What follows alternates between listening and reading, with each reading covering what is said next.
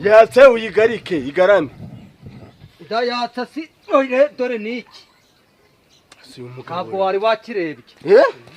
Dore niki Nzima hose ho.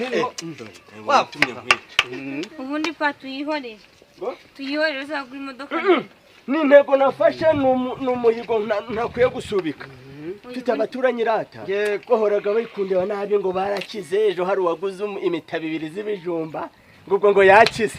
Nanje no mpamvu nagurishije ibyo ntunze byose. Bari kwikwega. Nshaka kubatungana imashini nkingiye. Iyi mashini ni roshinaru yije mu icece. Wagura imodoka Nzima ukajuramvimvira. Oya nta modoka nshaka.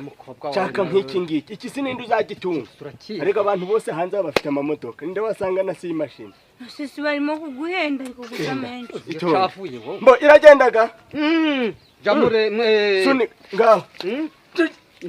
Ntabwo wagishotira ryapfa. Ngaro yapfa. None. Iragendaga? Nzima jamo. Jamo. Nzima. Nicuna yico. Ikizima naco. Bo. Rudahangarwa urugamba mu mutwe gwacu banyitaga mwanzo wabaye. Ndakukubita amafaranga 600. Mbe muze. Ngiye kugurisha igare. Gare sinoni gare.